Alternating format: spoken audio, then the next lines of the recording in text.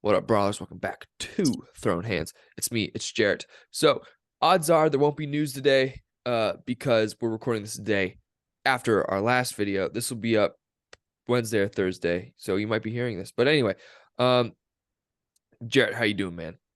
Doing pretty good, short layoff, but I like the back-to-back episodes. We get I stuff know done. we get stuff done here.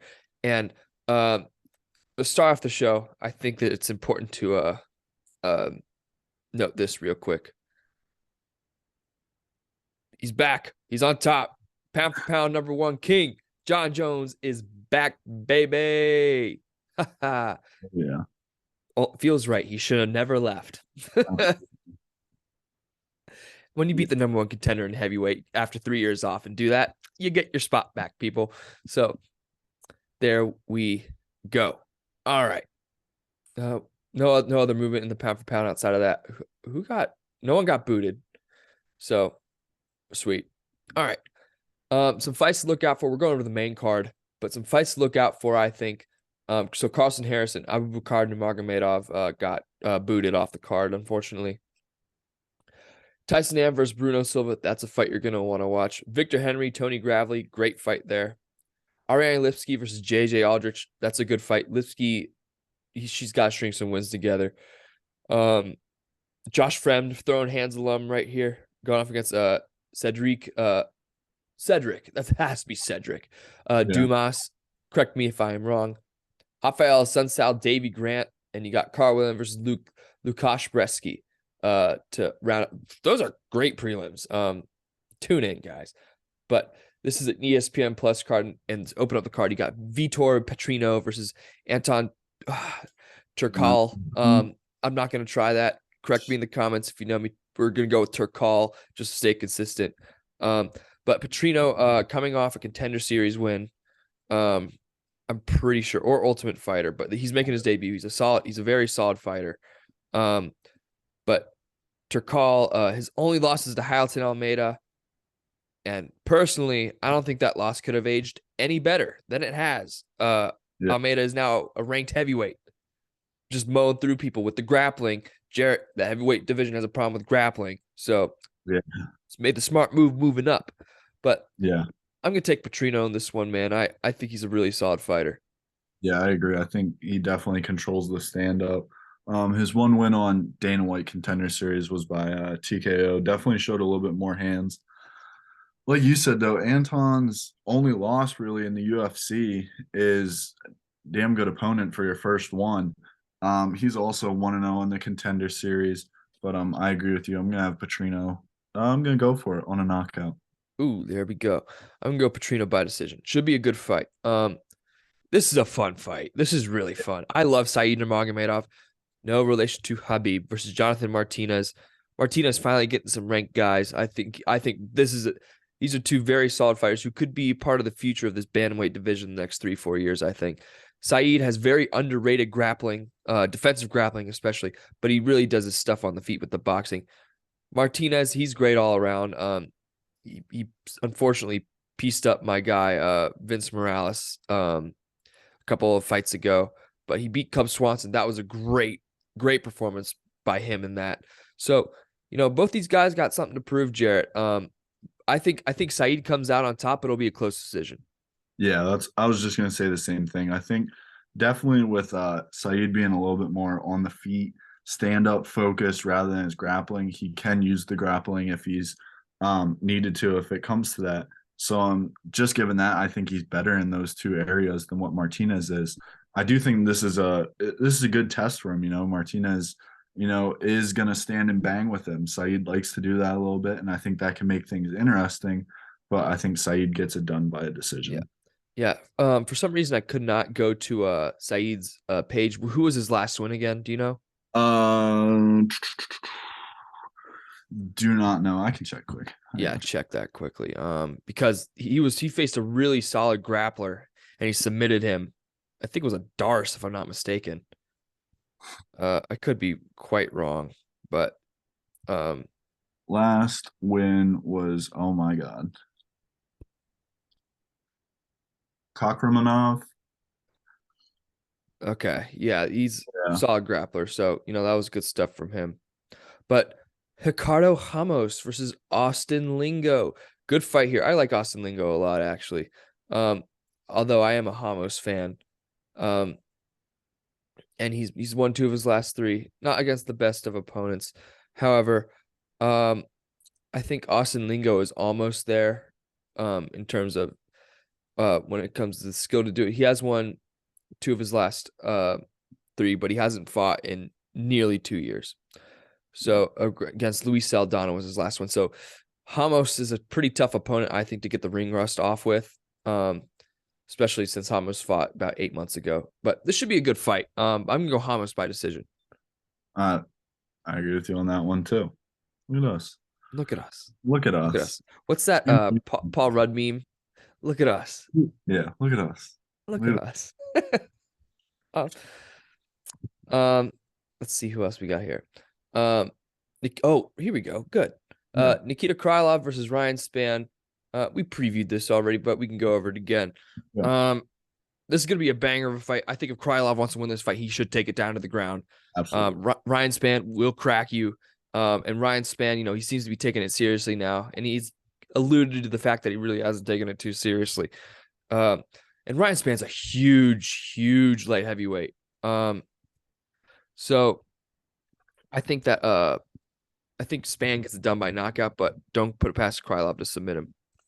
Yeah, I was gonna say put it to Krylov on the ground. I think he ends up controlling this match a little bit. I do not would not be surprised rather if Spann gets it done by knockout, but I'm gonna take the safer bet and I'm gonna say Krylov by decision. Yeah, for sure. That's not a bad bet anyway. Just to note on this fight was scheduled for the main event 2 weeks ago. However, Krylov got food poisoning or something, if I'm not mistaken. Check me up on that. But I think so. This fight will be contested at a catch weight of 215, so they don't have to cut the weight again. Just so you guys know. So they'll be more active, which is fun. This is a fight I'm very intrigued for. Alexander Volkov, former Bellator heavyweight champion. Volkov's that guy who is always so close to the top. Yeah, he can't get over the hump. If he lasted 10 more seconds against Derek Lewis, he would have had a title shot more than likely. If he didn't have an off night against Ciryl Gane, I think he can beat Gane personally. But if he didn't have an off night against Ciryl Gane, he'd probably be in title contention. Yeah. But Romanov, so especially in the grappling, huge advantage. But if Volkov can keep this on the feet, he does have a 5-inch reach advantage. If he sticks out that jab, I think this could be a decent night for Volkov. However, Romanov is that good. He's incredibly good. And give it a few years, he could probably contest with John Jones. I do think so. I'm not afraid to admit that, even though I'm a big supporter of John Jones, the fighter. Do you think the Moldovan can get it done? I'm kind of torn. I know me and you were talking about MMA math yesterday. It's not really good to go against. But both of them have a common opponent in Tybura, if I'm not mistaken. Volkov got it done. Romanov lost to him. That was Romanov's last fight. Volkov's last fight was the TKO over Rosenstrike. And that one was the one with Herb Dean kind of jumping in a little bit iffy. But I'm gonna go with Volkov on this one. I think he gets it done on the feet by KO. Yeah, I think Volkov ekes out a decision. I think he just keeps him at bay with the jab. I don't think he really wants to go in for too many shots and overthrow and risk Romanov clinching and just hip tossing him to the ground. But honestly, we could very well get a little Romanov coach hip toss at the end of this fight. So don't put it past. I think Romanov's part of the future of this division, along with Aspinall, along with Gane, all those guys. I think they'll give it a few years. They'll all be in the top 5. But Volkov needs to win this fight. There's no doubt in my mind. He hasn't fought since he lost to Tom Aspinall. No, he fought Rosenstrike. I completely forgot about that. But like this Aspinall, this guy I'm waving around on the screen, guys, he's the future. That's all right. I gotta talk about that for a second. That straight arm lock thing of beauty. Jiu-Jitsu 101 right there. Straight arm lock. You never see that. That was awesome to watch. But this I am very excited for. Piotr Jan versus Merab Dvalishvili. Russia versus Georgia matchup. This is extremely interesting in my opinion. Yeah. You got Piotr Jan, whose boxing is probably the best in all of the UFC if you really look at it in detail. Extremely Russian style. But you got Merab Dvalishvili on the other hand, who's a great wrestler. Unlimited cardio. I've never seen anybody like this when it comes to cardio, except for Colby Covington, John Jones. He has that level of cardio, guys. If Piotr Jan can keep this standing, he's going to piece him up. And Piotr Jan's takedown defense is top notch. So Merab has to get this to the ground as soon as he can. Get him down when he's dry. Because if he's slippery, he's going to be tough. And Piotr Jan's just going to throw shots over. And I think, that's how he'll win the fight. But Jarrett, what are your thoughts on this one? This is fun. I mean, I completely agree with you on that reasoning. For that, I'm going to have to say my gut's telling me Jan by UD. I think it's going to be an absolute banger, though. I'm really looking forward to this one, man. Like, I think the way I want to look at like cool is what's cool about it is like where we go from here in bantam. What's going to happen? Yeah, like bantam's a little bit up in the air right now, and they're throwing a 2v3 on a fight night. Like this is awesome. Yeah, you don't see this on a fight night usually. The last time we saw something like this was something similar was when Poirier was ranked 3 and Hooker was ranked 4 or 5 and they fought on a fight night. That's the best fight one of the best fights I've ever seen. Changed to end Hooker's career, however. But here, the X factor is, can Piotr Jan keep this standing or off the fence? If Piotr Jan can do that, he wins this handily. Like, I don't think it'll even be a competition. And Piotr Jan could probably contest with him on the ground. He's that good, guys.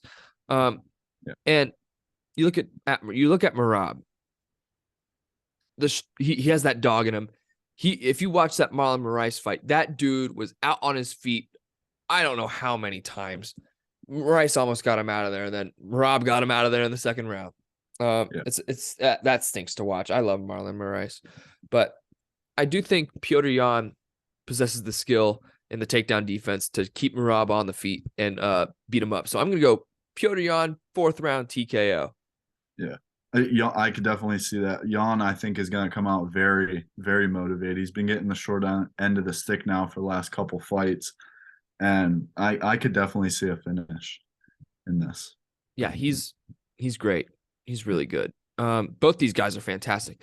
Yeah. Merab said he can move down to 125, and I know he doesn't want to fight Aljamain because they're teammates over at Serra-Longo. Dude, Merab would wreck at flyweight. Yeah. There's no amazing. Roy Val can grapple. Pantoja can grapple, but outside Abazi can grapple too. But outside of that, man, of course you got Makayev, but Tim Elliott can. But like, he'd be the best grappler in that division, I think. So I think he should move down, and then when Aljamain moves up, he goes back and contests for the 135 title. Yeah. Yeah. But yeah. This is a great fight. What'd you say? You said this was going to be a UD for Piotr Jan? I have a UD for Jan. Yeah, I can't say you're wrong there, but talk about this real quick. Johnny Bones back. We'll talk about this a little more now. Johnny Bones is back up top, baby. Right in his position. It's like things never changed. Yeah. Just back in the office, taking his desk back, Yeah, for sure. Big metaphor guy. Big metaphor guy. I didn't hear about this. Misha Tate versus Mayra Bueno Silva set for June 3rd. Ooh. That's a fun fight. Yeah. Mayra Bueno Silva. Yeah, Misha Tate taking on the number 10 contender. Okay, I'm all for that. Yes. Announced the place venue for Oliveira versus Dariush. Yes. UFC 288 taking place in Newark, New Jersey, at the Prudential Center. If you're a New Jersey Devils fan, that's where it's coming. But Crone Gracie's coming back. Crone Gracie hasn't fought in 3.5 years. So it will have been 3 years, 7 months since his last fight when this event takes place. If you don't know who Crone Gracie is, let me just cue you in real quick. He is a Gracie. If you don't know who the Gracies are, you're probably not an MMA fan. Legend. They basically are the conjurers of Brazilian Jiu-Jitsu. Grandson of Helio Gracie, who helped develop BJJ. World champion in Brazilian, European champion in Brazilian Jiu-Jitsu, ADCC world champion. He's that guy on the ground, guys. He went back to he didn't go back to submission fighting, but his last fight was a loss against Cub Swanson. He beat Alex Caceres in his only other UFC fight. So this is exciting. And Charles Jourdain is not a walk in the park. He is very good. I believe, what's his face? I think he barely lost to Shane Burgos in their last fight when they fought in when they fought in Elmont, New York. So this is Jourdain's legit, and I'm interested to see how Crone Gracie takes this. Yeah, it's interesting. Yeah, I mean, we're recording this the next day, so there's not much. I've heard it. Yeah, nothing much.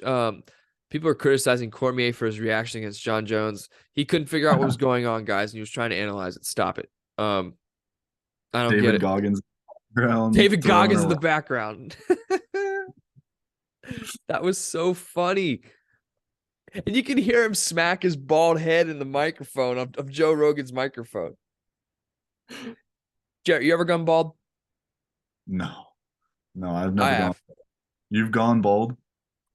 I'm thinking if I show a little bit of signs of losing this, I'm going bald. Going bald. Well, I don't think I've told this story on Thrown Hands. I guess it's story time. So here's the reason I went bald. So my teacher, he loves the story. Coach Daniel, right? I love the guy. But he and I had a little bit of a heated rivalry going into sophomore year of high school. And so he never let us use calculators on our geometry tests because he was under the impression that if you use them, you don't really know how to do the math, which I completely disagree with because you're just getting a more correct answer. You're getting a correct answer quicker. Yeah. If you know how to add the stuff together, it doesn't matter. So I raise my hand. I say the argument like, why can't we get calculators? It helps us check our mistakes, stuff like that. And basically every week, if not every day in class prep, not every day, it was a couple times a week, he'd be like, Jake wants his calculators. He wants his calculators, like consistently, Jarrett. It was awful. And he knew he was getting under my skin. So I was complaining to a classmate one morning, and he's like, why don't you just challenge him like a 3-point contest for the calculators? I'm like, you know what? That's not a bad idea. So, next day I said, hey, coach, how about a wager? And he's like, all right, Jake, what's the wager? I said, 3-point contest. I win. We get calculators. If you win, I don't know. He's like, what should it be, Jake? I said, well, you, Mr. Aarons, get a pizza. Mr. Aarons is a teacher across the hall. Get a pizza every Friday. And he's like, and I'll buy your pizza. I think that's a pretty fair deal. Like he's like, no. I want something more. And I'm like, what more could you want? I'm buying your pizza. And this kid, Sean Ritchie, in the back of the class, God bless him, great dude. He goes, make him go bald like the freshman on the swim team. So I thought about it. And I'm like, so I really have nothing to lose because I'm just shaving my head. It's going to come back. So I'm like, you know what? Screw it. I'll get up. And I got up and I stuck my hand out like this. And Coach Shannon goes, Jake, are you sure you want to do this? I said, yes. I looked him dead in the eye. I said, yes. And we shook that Thursday. I'll never forget that. And he's like, So we set the 3-point contest for that Monday. I got the student section to tweet out, like, hey, come to the come to the gym after school. I reckon there are 150 people there to watch this 3-point contest. So, we flip the coin. I go first. I nail the first 3 threes in a row, 3 on the second rack, 2 on the third rack. So I got 8 within the first 15. I'm feeling it.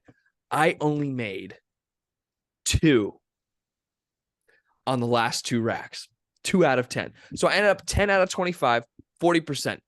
Not bad. I'm feeling like, okay, that's 40%. That's a tough clip, bro. So this dude, he misses, I'd bet 10 or 12 of the first 15. No, that's actually not possible. He made less than half. He made less than I did on the first few racks. So so he finished the 4th rack. He made his 10th, right? He's already at my mark. So he makes it. He starts walking. He walks backwards to the 5th rack, his last rack. He needs 1 more to win. He points at me and he does this like he had clippers, and he nails it. And I just went, oh man, I'm never going to hear that. I just remember being like, oh no. And I remember I fall on my back just like this. And Andrew Donnelly, love the guy. He comes over with his camera. He's like, oh my gosh, he's going bald. And he like ruffles my hair. And I said, Mom, I got to go bald. Oh, they knew. My parents knew it beforehand. Yeah. But I said, I got to go bald. I lost. Next day, I show up to school. I take maybe 4 steps in the door and whack on the side of my head because it sounds like skin. So I just pop and it sounds like a smack. I go up to my locker. I'm crouching, getting my books out, and someone does like a on my head. And then I went into Coach Daniel's class. He didn't think I was gonna pull through with it. Like I said, I got nothing to lose, and he gave us calculators anyway. Really? Yes. That's some good stuff. That's a wholesome story. And yeah. I think that's a great way to end the episode. Just a good story for you guys. But Jarrett, do you have anything else? No, sir. I'm good. All right. So that'll do it for this episode of Throwin Hands. We'll be back to review this card. It's going to be a banger of a card, guys. Tune into this one. And we'll see you guys next time.